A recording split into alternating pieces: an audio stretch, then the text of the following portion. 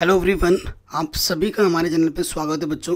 आज के इस वीडियो में हम 5 इम्पॉर्टेंट निबंध के बारे में बात करेंगे जो कि इस बार बोर्ड एग्जाम में पूछे जाते हैं या फिर हर बार ही पूछे जाते हैं, देखा जा सकता है। तो ठीक है, तो सबसे पहले जो इम्पोर्टेंट निबंध है ना, ठीक है, वो निबंध क्या है, कोरोना पर आता है। क्योंकि अभी ये रिसेंटली आ रखा है हमारे, अभी फ़िलहाल कोरोना कंट्रोल में, लेकिन लोगों को जागरूक करने के लिए ये निबंध इस साल भी एग्ज़ाम में आ सकता है।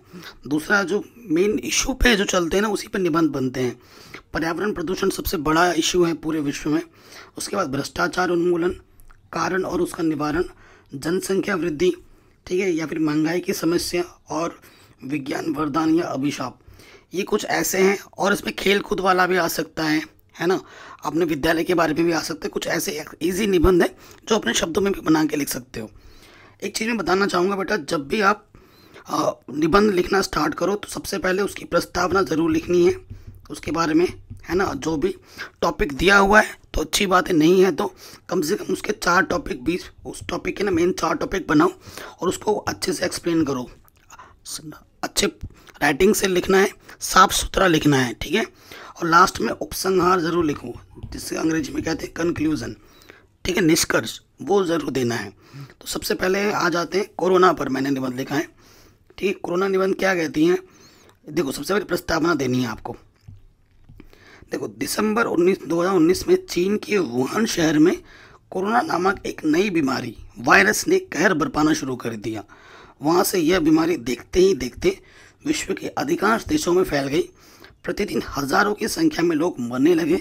इसकी भयावहता को देखते हुए 11 मार्च 2020 को विश्व स्वास्थ्य संगठन WHO ने इसे महामारी घोषित कर दिया। इससे बचने के लिए अधिकांश देशों ने अपने यहाँ संपूर्ण लॉकडाउन घोषित कर दिया और लगभग सारी दुनिया एक साथ अपने घरों में कैद हो गई। इस चीज़ का एक्सपीरियंस आपने पूरा किया है। कोरोना ने पूरे विश्व की आर्थिक स्थिति को हिला के रख दिया, और शारीरिक रूप पे तो था ही, सब लोग बहुत बीमार पड़ने लग गए थे ना। कोरोना का संक्रमण, देखो ये टॉपिक बनाया हमने, ठीक है, कोरोना का संक्रमण। कोरोना वायरस संसार की सभी सजीव और निर्जीव वस्तुओं को संक्रमित कर देता है।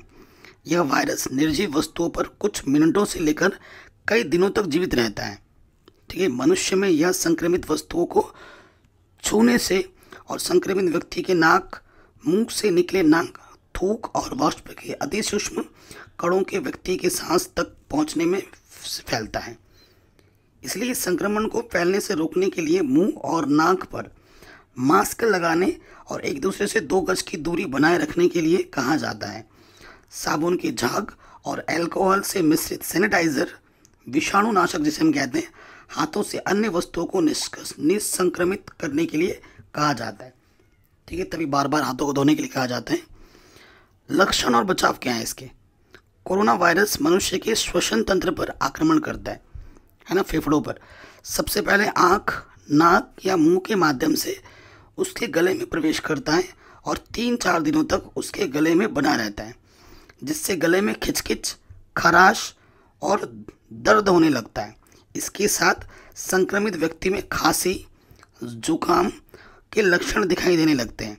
शरीर में संक्रमण ज्यों-ज्यों बढ़ता जाता है, उसके फेफड़ों की क्षमता कम होती जाती है और व्यक्ति को सांस लेने में परेशानी होने लगती है।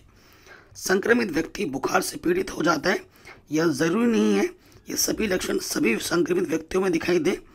अधिकांश व्यक्ति सर्दी, जुकाम, खांसी, बुखार और छींक आना, गले में खराश या दुखन होना, सांस लेने में परेशानी होना आदि लक्षण मुख्य रूप से दिखाई देते हैं, परंतु कुछ में ये सब होता भी नहीं है, फिर भी उन्हें कोरोना हो जाता है। कुछ लोगों में इनमें से कोई भी लक्षण दिखाई नहीं देता। अतः संक्रमित वस्तु से दूर रहना ही इससे बचाव का सबसे बेस्ट उपचार माना जाता है, ठीक है। इस संक्रमण में ना, मेरा जो खुद एक भाई है, मासी का लड़का, उसकी भी डेथ हो गई। वो 30 साल का था, जवान था, अभी नई शादी हुई थी, उसका एक बच्चा हुआ था। इसी कोरोना के चलते उसकी जान चली गई थी, ठीक है। मुझे उस चीज़ बहुत अफसोस होता है, बहुत अच्छा लड़का था। इससे बचाव के लिए प्रत्येक व्यक्ति को निम्नलिखित उपाय करने चाहिए। किसी भी वस्तु को अनावश्यक रूप से छूने से बचें, क्योंकि वह कोरोना से संक्रमित हो सकती हैं। आपस में एक दूसरे से कम 2 गज की दूरी बना के रखें। हाथ नहीं मिलाएं। दूर से नमस्ते आदि से अभिवादन करें। अनावश्यक रूप से घर से बाहर ना निकलें। घर से बाहर निकलने पर मुंह पर मास्क अवश्य लगाएं। कार्यालयों, बाजारों, विद्यालयों आदि में भी काम करते समय पारस्परिक दूरी का पालन और मास्क का प्रयोग पूर्ण समय तक करें। खांसते या छींकते समय नाक और मुंह के रुमाल से ढकें और रुमाल ना होने पर कोहनी से नाक और मुंह को ढकें। दिन भर में थोड़े थोड़े समय अंतराल पर साबुन से हाथ धोने का आदत डालें। सैनिटाइजर से हाथों को निसंक्रमित करें। हाथों में दस्तानों का प्रयोग करें। हाथों को साबुन से धोए बिना, सैनिटाइजर किए बिना आँख, नाक और मुंह को ना छुएं। बाजार से लाई वस्तुओं को निसंक्रमित करें और उसके बाद ही उपयोग करें। सार्वजनिक स्थानों पर ना थूकें। पान, बीड़ी, तंबाकू का सेवन ना करें। बाहर से घर लौटने पर जूते चप्पल घर के बाहर ही उतारें और संभव हो तो साबुन के पानी से धोएं और सैनिटाइज करें। ठीक है, ये सारे उपाय हैं। चुनौती क्या है? कोरोना महामारी के कारण आज विश्व के सामने अनेक चुनौतियां हैं। मानवता की रक्षा के लिए इन सभी चुनौतियों पर विजय पाना आवश्यक है। कुछ मुख्य चुनौतियां इस प्रकार हैं, जैसे अर्थव्यवस्था को बनाए रखने की चुनौती, क्योंकि कोरोना आने से काम धंधे बंद हो गए थे तो अर्थव्यवस्था चौपट हो गई। बेरोजगारी की चुनौती, प्रवासी कामगारों के पुनर्वास और भरण पोषण की चुनौती, जो एक जगह से दूसरी जगह जाते हैं ना काम करने, उनकी बड़ी चुनौती हो जाती है।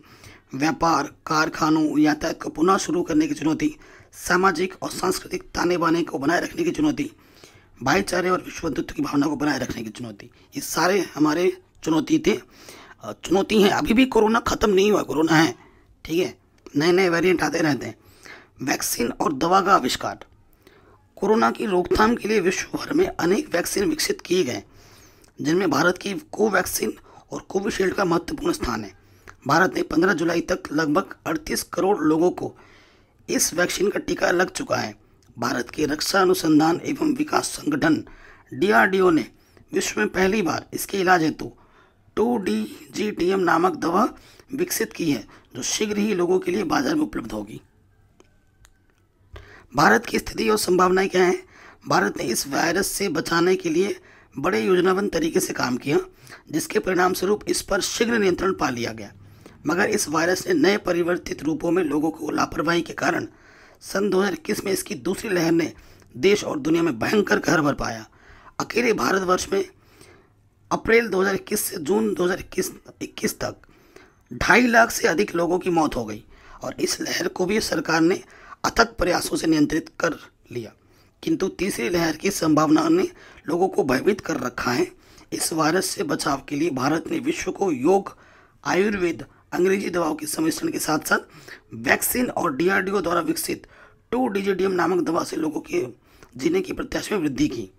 भारत ने अंग्रेजी आयुर्वेदिक दवाओं के अतिरिक्त वैक्सीन का निर्यात करके उनके लिए संकट मोचक बनकर उभरा है। विश्व की अनेक बड़ी व्यापारिक कंपनियां चीन को छोड़कर भारत में निवेश करने का मन बना चुकी है। इससे भारत सहित संपूर्ण विश्व की अर्थव्यवस्था सुदृढ़ होगी। उपसंहार क्या है? लास्ट में उपसंहार जरूर लिखना है।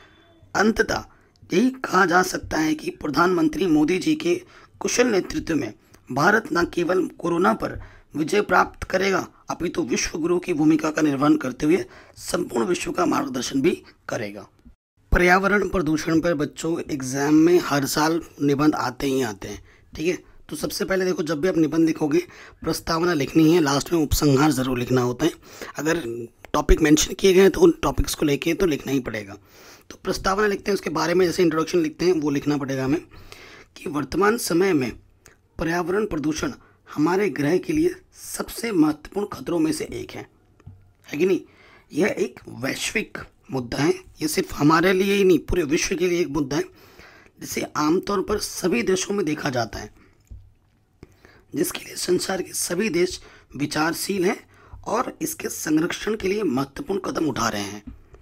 पर्यावरण के प्रति जागरूकता बढ़ाने और फैलाने के लिए विश्व पर्यावरण दिवस 5 जून, ओजोन दिवस 16 सितंबर और जल दिवस 22 मार्च, पृथ्वी दिवस 22 अप्रैल, जैव विविधता दिवस 22 मई आदि मनाए जाते, ताकि सभी को सचेत किया जा सके कि ये चीज़ सब संकट में, ठीक है, सब प्रदूषित, उनको जागरूक किया जा सके। तो ये प्रस्तावना हो गया, थोड़ा इसके बारे में आपने लिख दिया, ठीक है। पर्यावरण को प्रभावित करने वाले हानिकारक पदार्थ प्रदूषित पर्यावरण प्रदूषण का निर्माण करते हैं। सभी तरह की प्रदूषण जैसे वायु प्रदूषण, ध्वनि प्रदूषण, जल प्रदूषण, मिट्टी प्रदूषण, ऊष्मीय प्रदूषण, रेडियोधर्मी प्रदूषण, अन्य पर्यावरण प्रदूषण व्यापक श्रेणी में आते हैं। ठीक है, अब पर्यावरण प्रदूषण के प्रकार कि पर्यावरण प्रदूषण कितने प्रकार के होते हैं। ठीक है, प्रदूषण के प्रभाव निस्संदेह कई और व्यापक हैं। प्रदूषण के अत्यधिक प्रभाव से सामान्य मानव स्वास्थ्य, पशु स्वास्थ्य, उष्णकटिबंधीय वर्षा, वन आदि को नुकसान पहुंच रहा है। वायु, जल, मिट्टी प्रदूषण आदि सभी प्रकार के प्रदूषणों को पर्यावरण पर नकारात्मक प्रभाव पड़ता है। निम्नलिखित मुख्य प्रकार हैं, जैसे कि वायु प्रदूषण। वायु हमारे जीवन के लिए सबसे महत्वपूर्ण घटक है।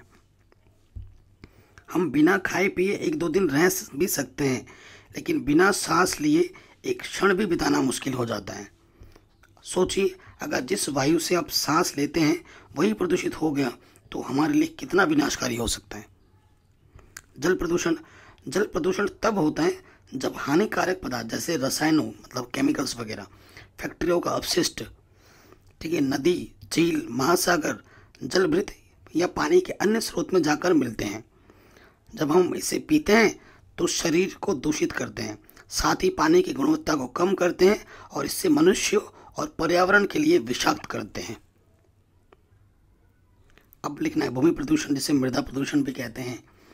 मृदा प्रदूषण किसी भी चीज को संदर्भित करता है जो मिट्टी के प्रदूषण का कारण बनता है, मिट्टी की गुणवत्ता को खराब करता है। मृदा प्रदूषण अधिक मात्रा में कीटनाशकों, उर्वरकों, ammonia, petroleum hydrocarbon, nitrate, naphthalene आदि रसायनों की उपस्थिति के कारण हो सकता है। ठीक है, और भी थोड़ा बहुत चाहो तो ये एक इजी टॉपिक है लेकिन इम्पॉर्टेंट है, जो कि एग्जाम में हर साल आता है, तो इसको अपने शब्दों में और भी बढ़ा चढ़ा के लिख सकते हैं। लास्ट में आपको उपसंहार जरूर छोड़ना है, जिसे निष्कर्ष कहते हैं ना वो। तो उसमें आप क्या लिख सकते हैं, मानव ने आधुनिकता और वैज्ञानिकता के नाम पर प्रकृति का अत्यधिक दोहन किया। परिणाम स्वरूप हमारी धरती प्रदूषित हो गई है। आज पूरी की पूरी आबो हवा ही प्रदूषित हो गई है। ना ही पीने के लिए साफ पानी, ना ही सांस लेने के लिए शुद्ध हवा बची है, और इसका जिम्मेदार और कोई नहीं, केवल और केवल मनुष्य है। मनुष्य प्रजाति ने पेड़ों को काटकर अपने लिए समस्या उत्पन्न नहीं की है, अपितु अन्य पशु पक्षियों से भी उनका निवास छीन लिया है। ये आप लिखेंगे।